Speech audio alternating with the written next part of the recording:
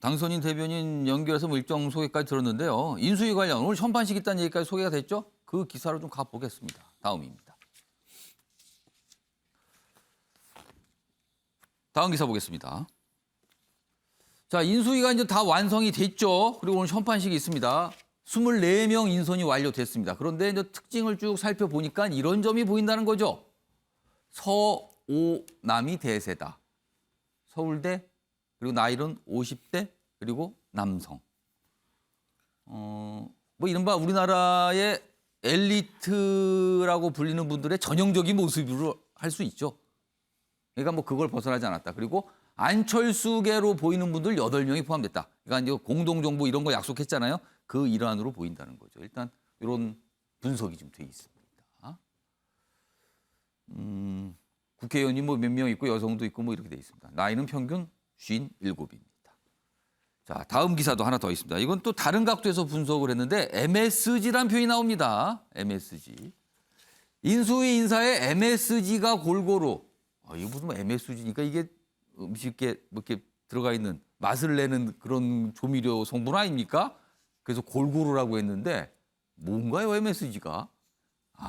이명박계 M, 서울대 S, 박근혜 정부 출신 G.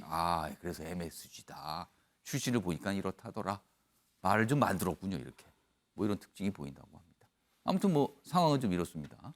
자, 그런데요. 앞서서 봤던 동아일보 기사 다시 좀 불러오죠. 여기 보면 이 아래쪽에 밑줄이 좀 거 있어요. 자, 이렇게 인수위 구성을 놓고 우선 첫 번째 나오는 뭔가 지적이 좀 있어요. 아래로 가겠습니다. 자, 인수위에 보니까 2030 청년층은 포함되지 않았다.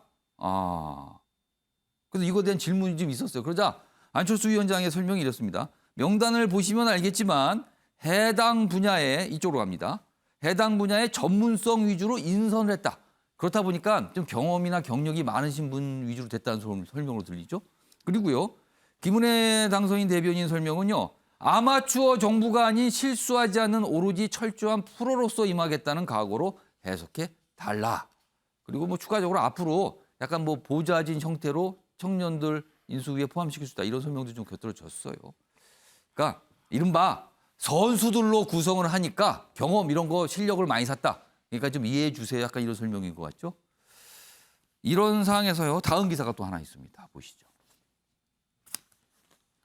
부동산 분노로 당선됐는데 그렇습니다. 이번 선거가 부동산 선거라고 꼽히잖아요. 그런데 부동산을 잘 아는 인수위원은 한 명도 없더라. 이거는 어떻게 된 겁니까? 이렇게 물어봅니다. 대부분 경제 전문가, 산업 전문가, 그리고 과학 전문가 이렇게 돼 있는데 부동산 전문가는 인수위원 24명 중에 한 명도 없다는 거예요. 이건 어떻게 된 거냐는 거죠. 조대진 변호사, 네. 이거 좀 어떻게 좀 이해하고 계십니까?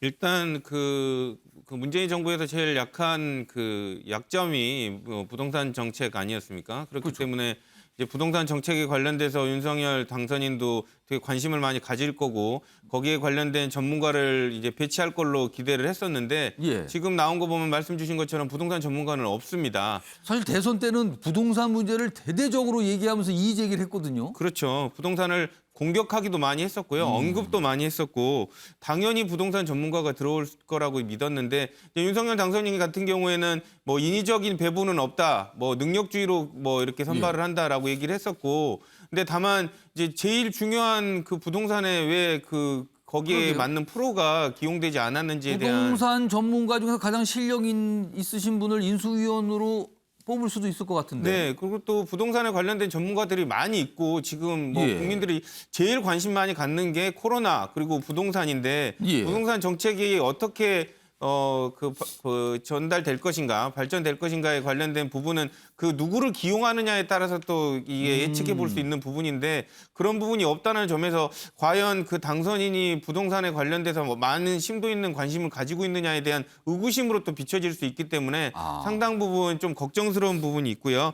이제 아까도 신문 기사에서 나왔었지만 또 청년에 관련된 부분들이 또 없다라는 것도 또 약점입니다. 또 뭐 물론 이제 청년이 뭐 아마추어로 비춰질 수도 있지만 예. 현실을 반영한다는 점에서 청년들의 기용이 또 필요한 부분도 있는데 청년이 없다는 점 상당히 아쉽습니다. 네. 장혜찬 평론가가 뭔가 좀 설명을 해줘야 될 것 같은데 일단 부동산 전문가 안 보인다. 그리고 청년층도 안 보인다. 두 가지입니다. 네, 제가 짧게 설명드리면 부동산에 있어서 예를 들면 특정인이 인수위원으로 주목받게 되면요. 향후 5년 동안 그 특정인이 그동안 설계해오거나 주장해왔던 대로 부동산 정책이 쏠리겠구나라는 잘못된 사인을 줄 위험성도 있습니다. 예를 들면 문재인 정부에서는 그리고 과거 노무현 전 대통령 참여 정부에서는 김수현 전 정책실장을 빼놓고 부동산 정책 이야기할 수가 없어요. 그렇죠. 뭐 부동산 시대 아파트 끝났다. 뭐 집 팔아라 하셨던 분. 그러니까 김현미 국토부 장관이 국민의 비판을 받았지만 사실상 그 뒤에서 문재인 정부와 이전 노무현 정부의 부동산 정책을 설계했던 당사자는 누가 뭐래도 김수현 실장 아닙니까? 그런데 예를 들면 이 윤석열 당선인 같은 경우는 경선 과정에서 공급 위주의 대책을 계속 말했습니다만 특정 학자나 특정 전문가 한 명이 도드라져 버리면 이 시장에 급격한 쏠림이라는 사인을 줄 수 있기 때문에 다양한 전문가군, 전문위원들과 실무위원들이 대거 참여해서 국민의 어떤 실용적인 부동산 정책을 만들 것으로 예상이 되는 부분이 하나 있고요. 아무래도 이 왕수석이라고 불렸던 김수현 전 실장의 부정적인 효과에 대한 의식이 조금 있었던 것 같습니다. 그리고 청년 문제는 청년이라고 해서 별도의 뭐 인수위원이나 특위를 두는 방식으로 예전 인수위들이 운영이 됐었는데 돌아보면 손에 잡히는 성과, 과연 청년 친화적인 정부였던가 하는 것에서 의문부호가 많이 남습니다. 그래서 이번 인수위에서는 청년들이 정말 실질적인 경험을 쌓을 수 있게 각 분과별 실무위원회 청년들을 최대한 많이 배치해서 보다 실질적인 실무 이 기회를 주겠다라는 것이 인수위의 구상으로 보이기 때문에요. 이제 막 24명의 인수위원 구성이 끝나지 않았습니까? 아마 전문위원이나 실무위원 구성이 충원되는 시점에는 청년 보좌역이나 청년들이 실무에 많이 참여한다는 소식 곧 듣게 되실 거라고 생각합니다. 장해찬 평론가는 사실 당선인이 대선 경쟁, 그러니까 윤석열 후보 시절 캠프에서 청년 조직을 끌고 있었는데 이번에 청년 인수위원 이런 거 들어갈 수도 있지 않을까 했는데 혹시 아쉽진 않으세요? 아니요, 이게 지금 박지원 비대위원장이나 청와대 박성민 비서관이 오히려 2030 세대로부터 많은 질타를 받고 있거든요. 그렇기 때문에 당장 청년이라는 이유만으로 무조건 높은 자리에 올라간다 이런 게 중요한 게 아니라 나이를 떠나서 당연히 능력으로 평가받는 문화는 필요하죠. 그러나 지금 이 윤석열 당선인의 인수위에서 보다 중점적으로 생각하는 건 청년 문제를 어떤 특수 문제로 다루는 것이 아니라 경제나 사회, 문화, 복지에 다 전반적으로 청년들의 목소리가 반영되어야 한다. 그런 차원에서 많은 청년들이 지금 검증을 받고 있고 검증이 끝나게 되면 각 이 실무 분과에 배치될 예정이라고 전해 들었습니다. 알겠습니다. 뭐 아쉬운 거 없습니다. 뭐 이런 말씀을 하신 것 같기도 하고 아닌 것 같기도 하고 아무튼 그렇습니다만 일단 뭔가 좀 설명을 좀 해주셨어요. 여기 보면 인수위의 설명이 이렇습니다. 특히 이제 부동산과 관련해서는 왜 인수위원 중에 부동산 전문가 없습니까? 라는 질문에 이렇게 답을 했어요. 앞으로 계속 인선할 건데 전문위원, 실무위원들 뽑을 건데 거기에 많이 있을 겁니다. 그런 분들. 뭐 이런 얘기입니다.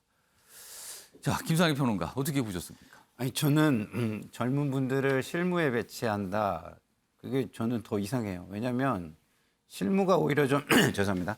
좀 실무가 좀 전문가들이 좀 전문적인 지식을 가지고 실무위원, 만들고 젊은이면 정말 일을 하시는 분들이죠. 그렇죠. 정말 일을 하시는 분. 그래야 오히려 거기가 아마추어가 있으면 안 되죠.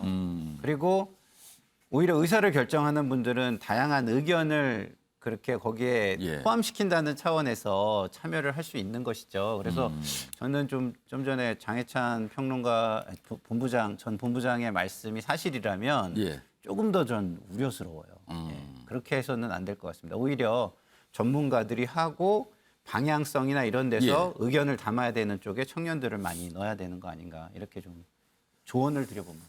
자, 아무튼 당선인이 뭔가 지금 활발하게 움직이면서 여러 가지 이슈들이 부각된 거예요. 그러니까 인수위 관련 구성에 관한 이슈 그리고 또 앞에서 다뤄봤지만 사용할 집무실에 그리고 관저에 관한 이슈 뭐 아직까지 좀 남아 있습니다. 오늘도 여러 가지 또 얘기가 좀 나올 것 같습니다. 기다려보겠습니다. 자, 다음은요. 금요일마다 찾아오는 순서입니다. 지역신문 소개해드리겠습니다. 오늘도 4곳의 지역신문 준비되어 있는데요. 먼저 대구로 가겠습니다.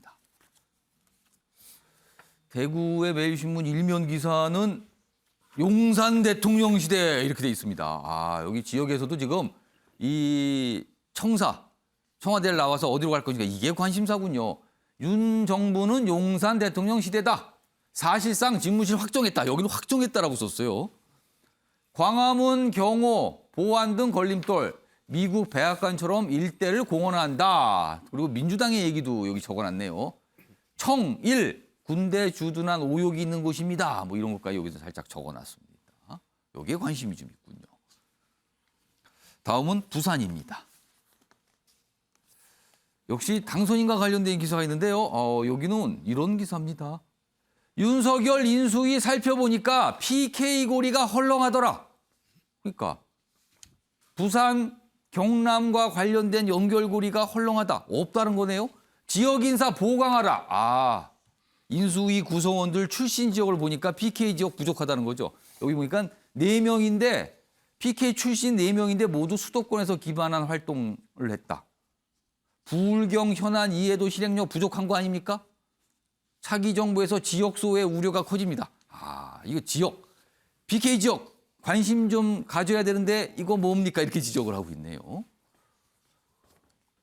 다음은 광주입니다.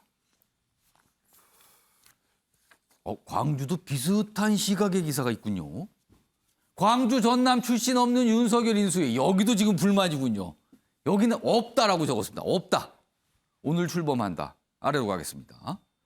전북 출신 1명, 영남 출신 7명 등 23명. 근데 광주 전남 출신 없습니다. 어떻게 된 겁니까? 이렇게 또 따지는 기사네요. 새 정부 들어가기 전부터도 홀대하는 거 아닙니까 지금? 지역관과 현안 지원군 부재 비상 걸렸다. 앞서서 봤던 부산 지역과 비슷한 관점에서 보고 있군요. 이런 관심사가 있군요. 다음은 강원 가겠습니다. 여기도 비슷한 내용인데 여기는 좀 달라요. 반응이. 당선인 측근 역대 최다. 강원인 활약하고 있다. 여기는 환영하고 있군요. 당선인 측근. 권성동 의원을 딱 적어놨습니다. 기대가 현안이 조기 해결될 수 있다. 도민성원에 최선 다할 수 있다. 이런 기대를 갖고 있다는 겁니다. 앞서 봤던 부산, 광주 반응하고는 완전히 다릅니다. 지금.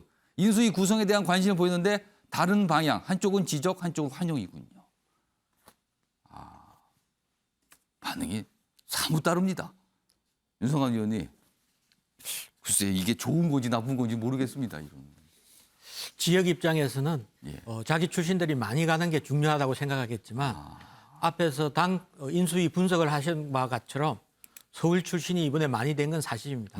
그렇지만 충분히 지역 의사들이 반영될 수 있다고 생각합니다. 예. 그리고 부산은 핵심인 장제원 비서실장 있지 않습니까? 또 그러네요. 예, 그렇게 너무 적으로 단순화 보기에는 좀 그런 것 같습니다. 지역에 목소리를 좀 많이 반영해달라 그런 의미가 담겨 있는 것 같습니다. 광주 전남에서는 한 명도 없다. 지금 이렇게 좀 지적하고 있거든요. 저기 사진에 나오는 박주선 의원이 그쪽 출신이지 않습니까?